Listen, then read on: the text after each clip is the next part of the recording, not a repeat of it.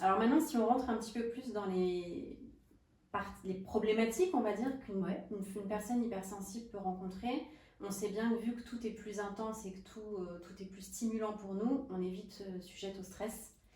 Nos émotions, pareil, ça amène le stress et tout ça, ça joue sur notre humeur et ça peut générer de l'inflammation. Le stress, on sait que ça peut être inflammatoire. Du coup, j'aimerais que tu puisses nous donner des conseils, comment toi, avec la micronutrition, tu peux nous aider, aider les personnes hypersensibles à travailler sur le système nerveux, justement, à essayer de le réguler pour qu'il retrouve un peu sa sérénité. Alors, c'est très intéressant ce que tu dis parce que il y a les émotions d'une part et puis il y a la physiologie d'autre part. Et donc, dans la conception occidentale de la médecine, on a du mal à faire matcher les deux et à dire, mais si j'ai peur, si je suis stressée ou si je suis angoissée, comment est-ce que ça peut provenir de mes réserves en nutriments? Et en réalité, c'est très intéressant parce que il y a des causes physiologiques des troubles de l'humeur, du stress, de l'anxiété. Et donc, il y a 3 stratèges du cerveau en micronutrition. C'est le fer, les folates. Les folates, c'est la vitamine B9, c'est 2 noms pour la même vitamine, et les oméga 3. Donc, ces 3-là, en fait, c'est le premier réflexe de doser, de dire, OK, dans la prise de sang, où est-ce que j'en suis avec ça? Parce que si c'est bas, on corrige déjà ça et on voit l'intensité émotionnelle qui change.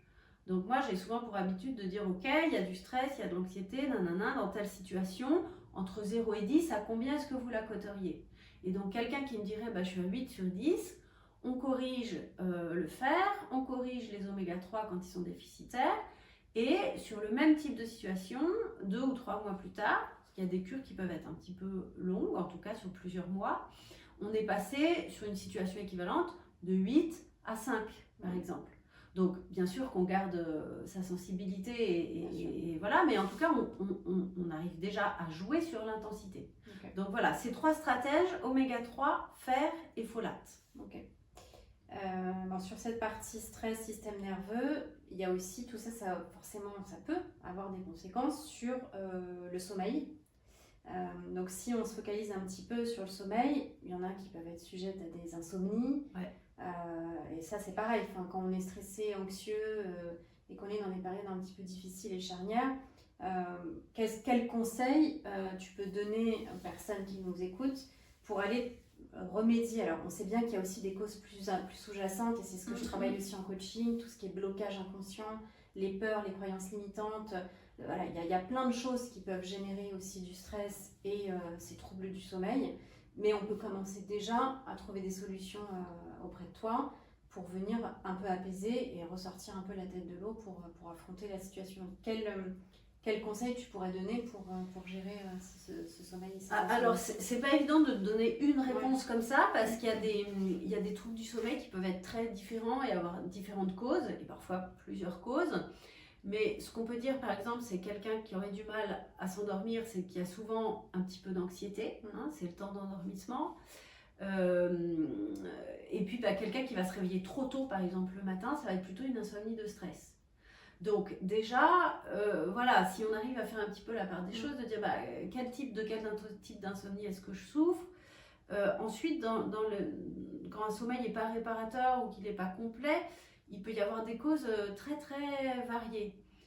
Donc évidemment, le volet émotionnel joue plein pot, mais il peut y avoir des causes aussi hormonales. Si on a des douleurs, tout simplement, mal au dos, mal que sais-je, ça réveille quoi.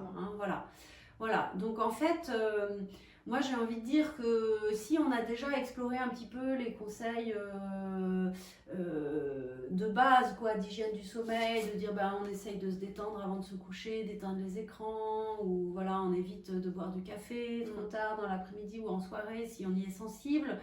Je dirais qu'il ne faut pas hésiter à se faire aider. Parce que parfois on met le doigt sur un truc et on règle très très vite. Et alors ça, pour le coup, en micronutrition, il y a un arsenal de compléments sur tout ce qui est stress, anxiété, sommeil.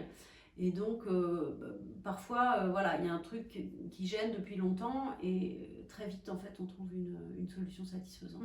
Chaque cas peut être particulier. De toute façon, il y a toujours un moment donné où on ne maîtrise pas tout, on ne connaît pas tout. Et c'est pour ça aussi que j'avais sauté le pas de me faire accompagner parce que je comprenais plus ce qui allait, ce qui allait plus. Et quand on se fait aider, forcément, on arrive à mettre le doigt sur un truc dont on n'avait pas conscience. Voilà, ça permet de prendre du recul en fait. Hein, Ah oui. le vis-à-vis du coach oui. ou de la micronutritionniste permet de prendre de la distance et puis d'arriver à savoir quelles sont les choses à faire, dans quel ordre, enfin, voilà, je sais pas comment toi tu as envie de le dire par rapport au coaching, mais... oui, enfin, ça permet de faire ressortir des choses dont on n'a pas conscience, qu'on maîtrise pas aussi, au travers de quelqu'un qui a déjà parcouru le chemin aussi, et qui a des clés supplémentaires. Quoi.